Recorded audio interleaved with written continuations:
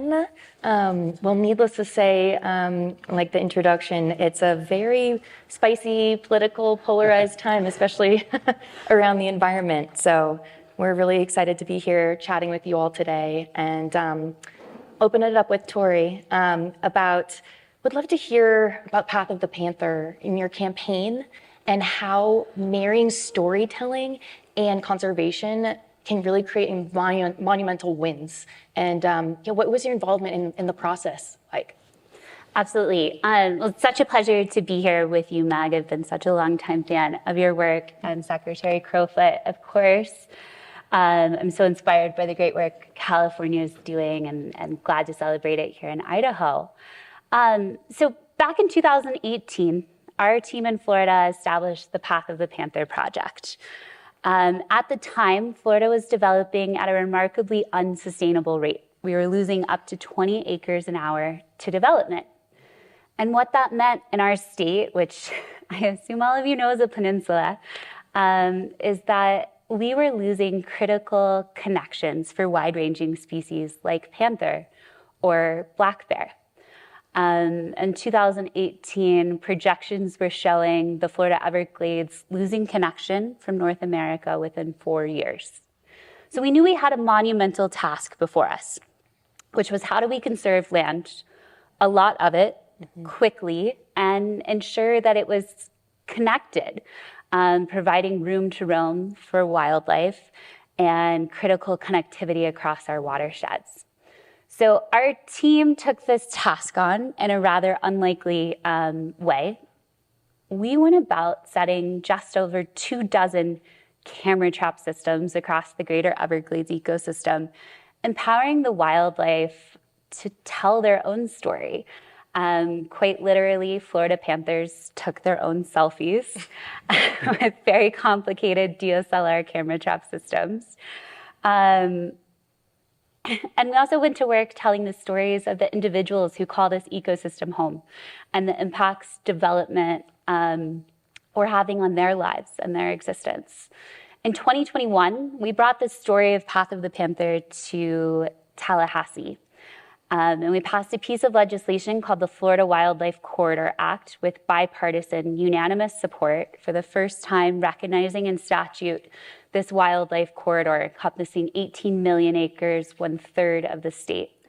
And I'm really proud to share that since 2021, we've passed just over $3 billion in legislation towards the conservation of lands within the Florida Wildlife Corridor. That's absolutely huge. Power of working together. Absolutely.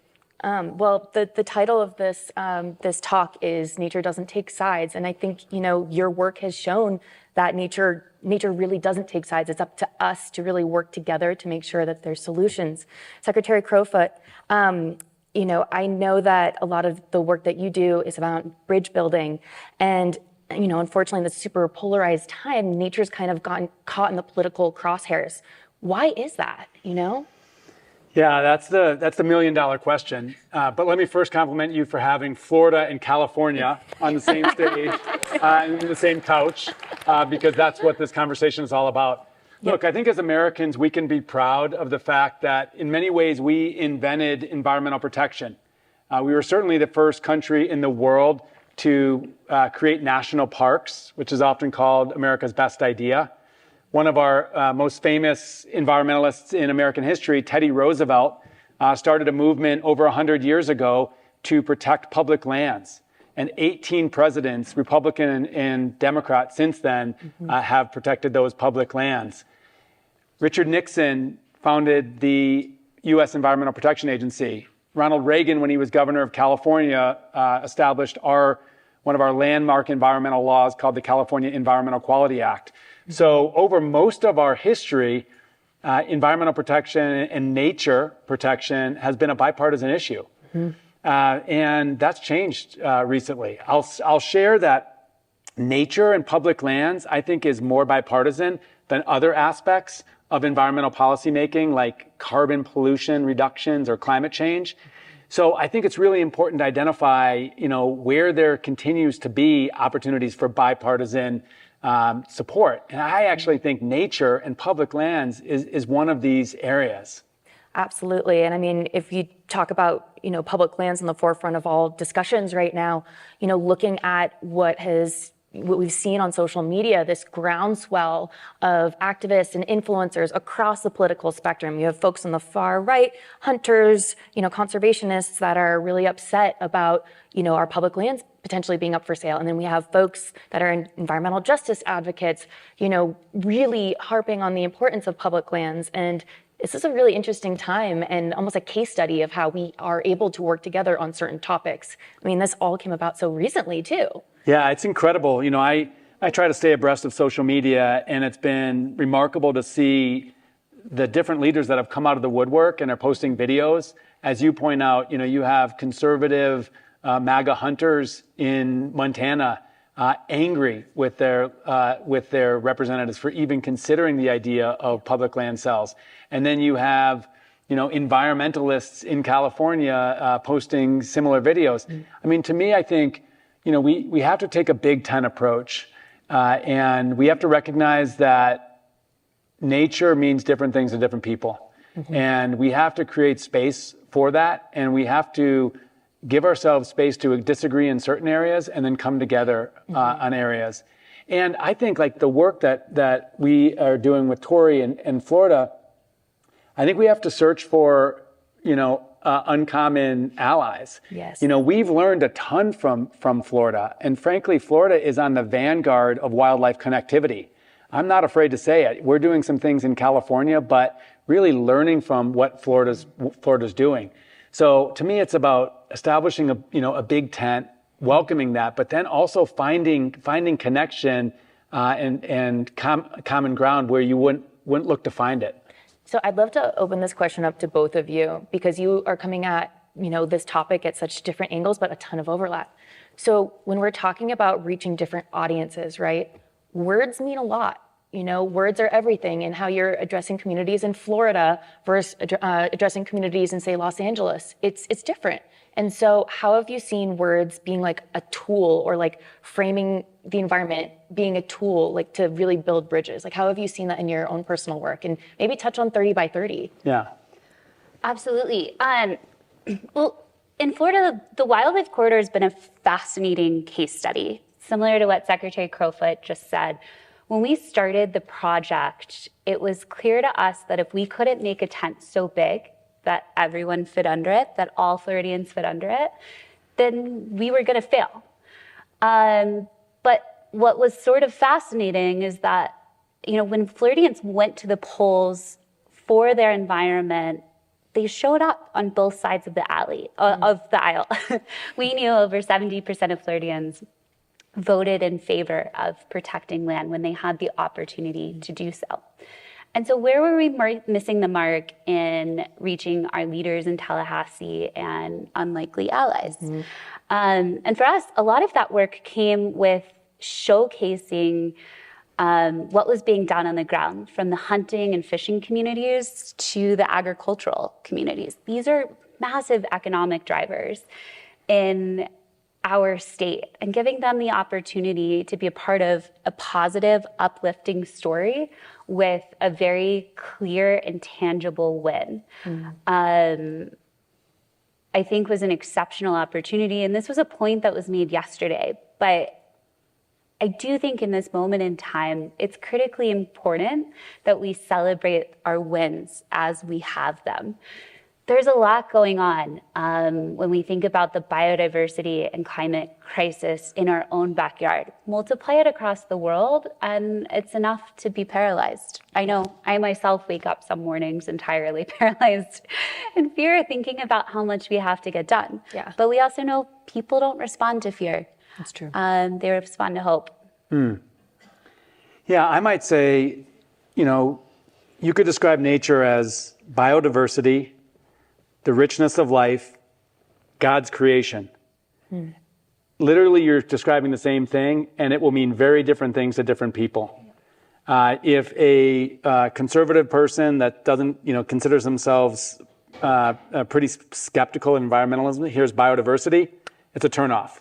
Yep. If a liberal person might hear God's creation, or a liberal person that's not religious, it's a turnoff, right?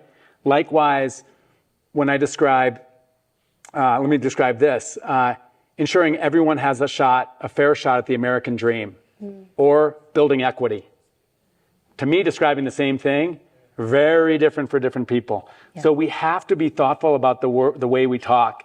And I think for those of us who, are more to the left on the environment, I think we fall into sometimes some level of sanctimony, where, we have it figured out. It's just people need to understand the science. They need to, be sophisticated enough to figure it out. And then we use all of these code words that turn people off. Yeah. Right? I'm guilty of it. Yeah. I think a lot of people are. But I want to turn the tables on you for a moment. We were talking about this because you are helping to lead an organization that is fundamentally focused on helping this topic be bipartisan. Yes. So how do you think about it as like marketing nature? Well, so the work at Nature's Nonpartisan, I think, is so important right now just because of look at where we're at. And, this legacy of environmentalism has been typically very bipartisan, like what you've mentioned. So we've been using a lot of data and research and polling to really back up how we're framing topics and how we're approaching things like, say, public lands, et cetera. Our country, one of its superpowers is the fact that it's so diverse, like culturally, socially, religiously, geographically, but it's also a challenge too in terms of messaging. One size doesn't always fit all for everything, especially when you're talking about really important topics that hit people, at their home. And so what we've done is really focused on our environmental messaging in areas that both the left and right can agree on. These are words such as nature, the environment, conservation, collaboration, working together, creating solutions. Like these are topics that, regardless of political affiliation, Americans really do agree on it. And I do think, I know I keep talking about public lands, but I think it's almost like a case study of us really being able to work together. It's amazing. Like, I've been working with MAGA influencers and folks on the left that are hardcore activists, and their messaging is so similar. That the end all be all is so similar at the end of the day. They come at it from different angles, but they want the same thing. And I think that we so often forget that in these very charged times. But ultimately, we do want the same thing. We want clean air, clean water. We don't want pollution. We want to leave the place leave the country a better place than when we found it. And it's just we may come at it from different angles. And so being very conscientious about framing and wording and trying to make things, I wouldn't say neutral, but trying to think of all the collective audiences with each messaging tool. That's what we've been really focusing on. And it's been really successful. We have, a wide range of supporters from across the spectrum. And, I see a lot of hope here. I see a lot, like, if there's anything we agree on, public lands is one of them, and the environment. Yeah. Well, and I'll say, I think that's really the beachhead for building partisan collaboration. And we see it in other areas. I don't want to paper over the challenges, which is, we have political leaders that deny, human-induced climate change. And we're almost unique in the world for having national leadership that actually would deny climate change on an issue that demands so much urgency. Yeah. So, that's not to paper over the real challenges that we have, but we have to try to find a bridge back. Yeah. Because I think we're in a very, very bad place if what we know as the environment remains in partisan gridlock. So I'd love to open this question up as well about unlikely allyship. You talked about it briefly earlier, but have you seen any instances where you were able to see that in action? Working with people that you might not agree with on everything, but you were able to find some level of common ground around something. Do you have examples of that? I'd love to see the power of that. Yeah, well, it's actually a really interesting circumstance for our team as well. So I'm such a huge advocate for place-based storytelling. In other words, working with filmmakers and creators that are from the communities in which you're advocating for and protecting. Mm-hmm. Because more often than not, really powerful relationships are fostered and developed through production. And it also provides an opportunity to continue those conversations. We had a film that we produced in 2020 called Saving the Florida Wildlife Corridor that we were making specifically for audiences in Tallahassee. We knew we had this story of wildlife and the awe and wonder of the greater Everglades ecosystem covered, but here we really wanted to do a deep dive into the economic impacts of land conservation. And we had a little social experiment in this, in that we put a crew of characters together across the state that were most definitely not seen as allies. In some ways, were actually seen as adversaries. These were representatives from the timber industry, the cattle industry, from commercial fishing, as well as indigenous activists. And we spent time with each of them over the course of a month. We actually went on a road trip during the pandemic with 2 hurricanes in the middle. It was quite a mess. Safely filmed outside, and had this fascinating experiment at the end where we repeated back the interviews of other folks featured in the film. And I will never forget one of them tearing up, going, "Oh, we want exactly the same thing. We just describe it differently." And that's something I think about often, how siloed we can become today amidst social media, and the really powerful role of storytelling and of community engagement to help us find those unlikely allies and build relationship. Wow, that's super powerful. Would love to hear your experience in California too.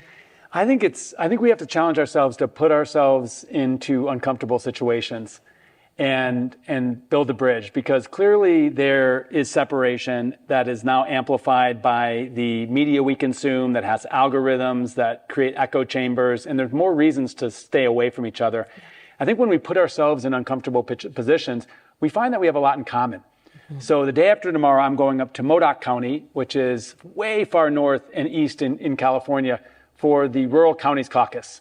38 out of 52 California counties, the vast majority of those are red counties, very conservative, to talk about natural resource issues.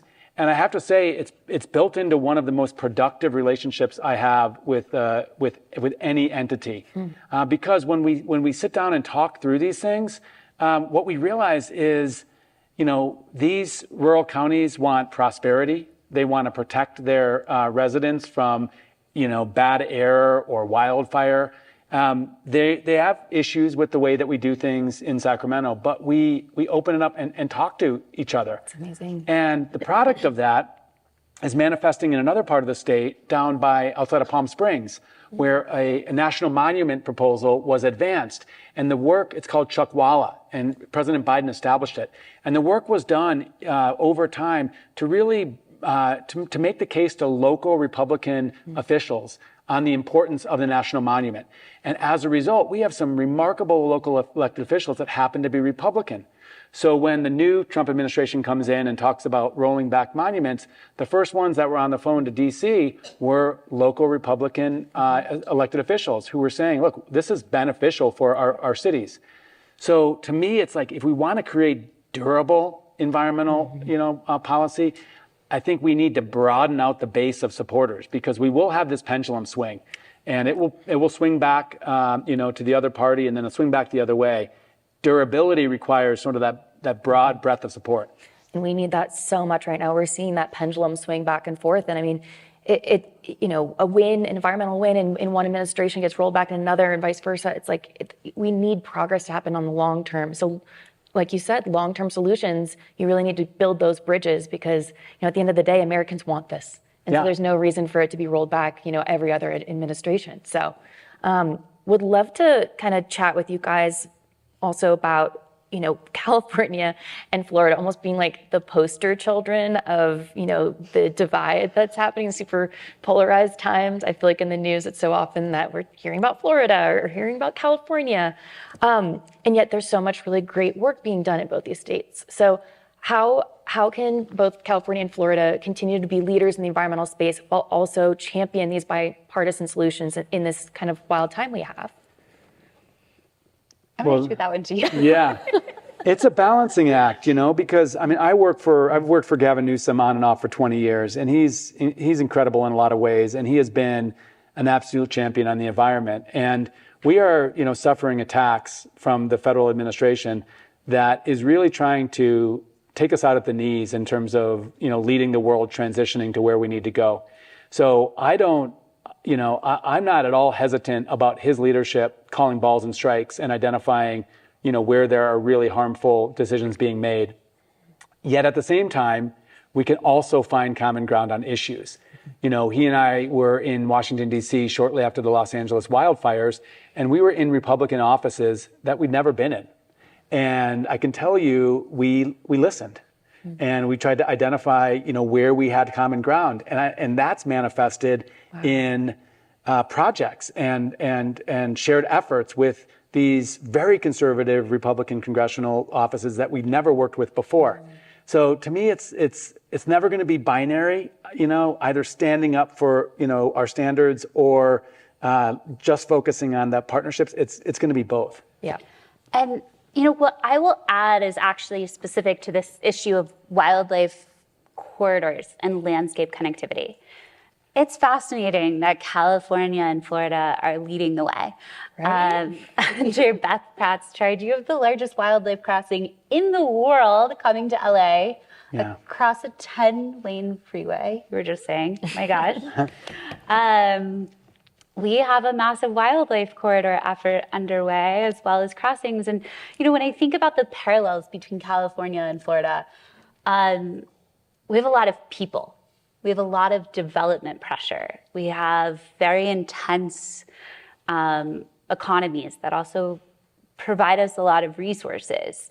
And in a way, we're some of the first in the nation to really face these challenges of these hard lines and these last green threads where our green space is being lost to concrete. And so I'm a very big believer and quite hopeful that if these two states in their own ways with very different language can find a way to make progress, that there's also hope for the rest of the country. I mean, Florida is not alone, nor is California alone in needing a corridor. Every state in the US does, particularly here in Idaho. And yet, in Idaho, you have your own language for it. I was just observing that it says game crossing instead of wildlife crossing. And so I think we have a huge opportunity to find common ground here, to embrace working lands conservation, to embrace unlikely allies from the hunting and angling communities, as well as the incredible work that's been done for decades by the conservation community. Well, and it's amazing to see actually action happening and historically happening too. It's ongoing, but it's not like this is coming out of thin air. This is part of what it is to be American, and it's up to all of us to make sure that nature is continuing to be a nonpartisan issue. So we have about a minute and a half left. How can everyday Americans make sure that nature is something that is a nonpartisan topic, no matter what their political beliefs are? Like how do they bring that into their daily life, would you say? I would say go out there and try to develop a friendship or a conversation with somebody who you don't associate with, that might be somebody to work on these issues with, that you either know or intuit has a different political identity than you. Yeah. I think we just don't do that. I think we're so frustrated with each other that we stay in our zones of comfort, and I think that's not going to get us to where we need to go in this conversation. Absolutely. I couldn't agree more about the importance of common ground, and would take that a step farther to say get out into nature with people. I was just sharing with these two on the way here from my home in Montana. I had a really interesting experience getting into a hot spring on the Salmon River and speaking to a family from the Shoshone tribe, as well as some folks that were out enjoying their public lands from Boise. And it was a fascinating conversation across a multitude of political divides. But we all walked away with the same core belief that we love nature, and we love our public lands. Well, I don't think I can finish any better than that. So thank you, everyone, for this great chat. Thank you guys both. Thank you, Meg. Thank you. Yeah.